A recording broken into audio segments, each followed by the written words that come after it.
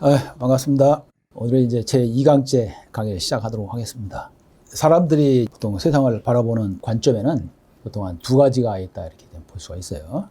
하나는 여기 나와 있듯이 정명론이라는 게 있고, 또 하나는 이제 인정승천 이론이라는 게 있어요. 그래서 정명론이라는 것은 운명은 이미 정해져 있다 그런 뜻이에요. 인간을 포함한 모든 그 삼라만상의 존재는 이미 정해져 있는 어떤 운명에 의해서 움직인다, 결정된다 하는 것이 이제 정명론이다 이렇게 보는 거예요. 그 다음에 이제 인정승천 이론은 정해진 운명에 따라서 이제 결정되는 것이 아니고 인간의 능력으로 능히 어떤 운명을 돌이켜서 바로잡을 수 있다 하는 것이 이제 바로 이런 인정승천 이론이다 이렇게 볼 수가 있겠어요. 그래서 어제 그 의리학하고 이제 상수학에 대해서 잠깐 설명을 했는데, 요 정명론이 바로 이제 상수학에 가깝다 이렇게 볼 수 있는 거예요. 인정승천 이론은 이제 의리학적인 측면이 강하다 이렇게 이제 볼 수가 있겠어요. 어제 잠깐 설명을 했듯이 자자 들어가시는 분들, 공자, 맹자, 순자 이런 분들은 주로 이제 의리학에 가까이 계신 분이다. 그래서 이런 축의 논리를 전개하신 분들이다 이렇게 보는 거죠. 근데 이제 그 외에 이제 소광전 선생이라든지 한국에 보면 그 서경덕 선생, 이런 분들은 주로 이제 상수학적인 현지의 어떤 학문을 연구했다 이렇게 이제 보는 거예요. 그래서 이제 정명론적인 면에서 어떤 그 강력하게 주장하신 분 중에 한 분이 열자라는 분이 있어요. 열자. 그 내용은 이제 명심보감에도 나오는 얘기인데, 연월일시 해제정 산내유명 분류인이다 하는 그런 귀절이 있어요. 그래서 사주학을 공부하시는 분들은 이 얘기를 많이 해. 열자가 얘기한 연월일시 해제정 산내유명 분류인이다. 들어봤어요? 우리 어렸을 때 이제 명심보감이라는 책을 보면은, 요즘들은 많이 안 보는데 우리가 이제 어렸을 때 초등학교 다닐 때까지만 해도 이제 명심보감 책을 많이 봤어요. 거기 보면 이제 유교경전, 또 도가경전, 채근담이라든지 이런 또 불가에서 나오는 그 아주 그 인격 수양을 할 수 있는 좋은 문구들을 뽑아가지고 책으로 이렇게 엮은 게 있어요. 거기 보면 이제 이런 내용이 나와요. 그래서 연월일시 해제정 산내유명 분류인이다. 사람이 연월일시에 딱 태어나면 이미 운명이 결정된다. 태어난 시점에. 그래서 산내유명, 이거는 가만히 계산을 해보니까, 계산해 보니까 그 일어나는 모든 일들이 명에 의한 것이지, 운명에 의한 것이지 사람으로 인해서는 않더라. 이런 얘기야. 그래서 이제 이런 그 얘기는 어떤 그 과학이 발달되기 이전에 그런 시대에는 이게 이제 거의 맞아요. 그러니까 이제 햇빛만 이용을 해가지고 농사 질 때는 참이라든지 수박이라든지 이런 거는 이제 여름에 아니면 늦여름에 가야 이제 과일이 있기 때문에 먹는단 말이에요. 그러나 요즘에는 이제 비닐하우스라든지 여러 가지 이제 온도를 인위적으로 이렇게 만들어가지고 한 겨울에도 수박도 먹고 딸기도 먹듯이. 그래서 이제 오늘날에는 이거보다는 이제 사람들의 어떤 의지가 많이 작용한다 이렇게 보는 거죠. 그래서 우리가 이제 고전을 보더라도 그때 시대 상황에 따라서 봐야 된다는 거죠.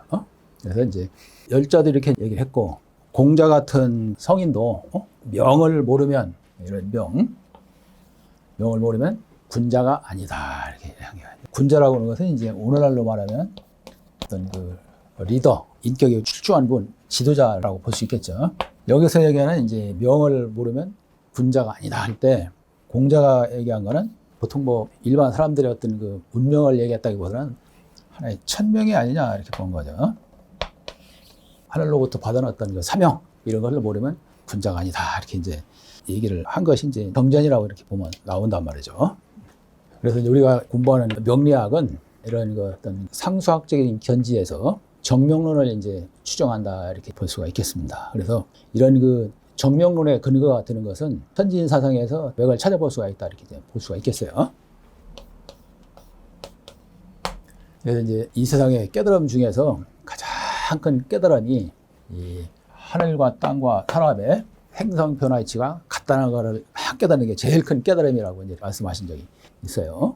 그래서 이제 명리학이라고 하는 것은 바로 이러한 천진 사상 중에서 하늘, 즉 시간에 대한 학문이다 이렇게 볼 수가 있겠어요. 그 다음에 이제 이 하늘이라는 건 시간에 대한 학문이고, 그 다음에 이제 이 지라는 것은 이제 땅에 대한 개념이고, 인이라고 하는 것은 이제 존재. 여기서 이제 사람 인자를 썼는데, 이제 사람을 포함한 모든 어떤 존재를 어떤 인이다 이렇게 표현을 한 거예요. 그래서 이제 하늘의 어떤 그 운행에 의해서 이제 땅에 영향을 미치고, 땅의 어떤 이체와 또 하늘과의 관계에 있어서 인간의 존재가 나타났다 이렇게 보는 거죠. 그래서 명리학이라고 하는 것은 바로 이제 시간의 학문이다 이렇게 보는 거죠. 그래서 천문을 인문으로 해석한 것이 바로 명리학이다 이렇게 보는 거죠. 그래서 지난 시간에도 잠깐 얘기했듯이 이 명리학은 음양오행의 원리로, 그러니까 지구가 태양의 주위를 공전과 자전하면서 또 달이 지구 주위를 공전하면서 나타나는 그런 어떤 그 온도의 변화에서 인간의 기중화복을 유추할 수 있다 이렇게 이제 보는 거죠. 그래서 동양에서는 이제 전통적으로 천문, 지리, 인사에 대한 그런 연구하는 학문이 있어요. 예. 보통 이제 천문, 지리, 인사 이렇게 얘기를 해요. 그래서 큰 도인들은 상통 천문, 위로는 천문을 통하고 하단지리, 아래로는 지리를 통하고, 그다음에 이제 중통 인의 또는 인사 이렇게 얘기해요. 중통 인의다 또는 인사다 이렇게 얘기해요. 그래서 어떤 그 큰 일을 이루기 위해서는 이제 천시에 맞아야 되고, 때를 얘기할 때, 그다음에 이제 지리에 또 맞아야 되고, 이거는 이제 뭐 분위기라고도 볼 수 있죠. 인화, 사람들 간의 어떤 그 화합이 돼야만이 어떤 일을 이룰 수 있다 이렇게 보는 거예요. 그래서 동양에서는 이제 천문을 통한 사람을, 시간의 학문이 천문을 통한 사람을 천신이다 이렇게. 신이라는 걸 모르는 거니까 이거를 통한 사람은 천신이다 이렇게. 그 다음에 이제 지리를 통한 사람을 지선이다. 이 선이라고 하는 것은 이제 뭐 여러 가지로 해석할 수 있겠지만, 사람이 여기 이제 지상에서 일반 사람들이 사는 세계라고 하면 이런 그 신선을 높이 인간이 갈 수 있는 최고의 높은 경지에 올라간 사람, 뭐 산에 있다 이렇게 할 수 있지만, 그거보다 이제 일반 사람들의 어떤 수준을 뛰어넘는 인간으로 갈 수 있는 최고의 경지에 올라간 사람 이렇게 이제 볼 수가 있다는 거예요. 지선이라고 하는 거죠. 그다음에 이제 인사에 통한 사람을 보통 성인이다 이렇게 얘기해요. 이 성인 성자를 보게 되면 여기 그 귀자하고 입구자하고 여기 임금왕자가 이렇게 돼 있어요. 그래서 듣고 또 말하는데 최고의 경지에 간 사람, 예? 성인이다 이렇게 보는 거죠. 보통 우리가 신선도 그렇게 얘기를 하는데, 천문을 통하고 지리를 통하고 인사에 정통하는 분을 또 신선이다.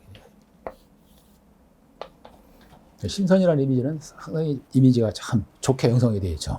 그래서 우리가 이제 수련을 열심히 하게 되면 이런 그 신선의 반열에 오른다 이렇게 얘기를 하는 거예요.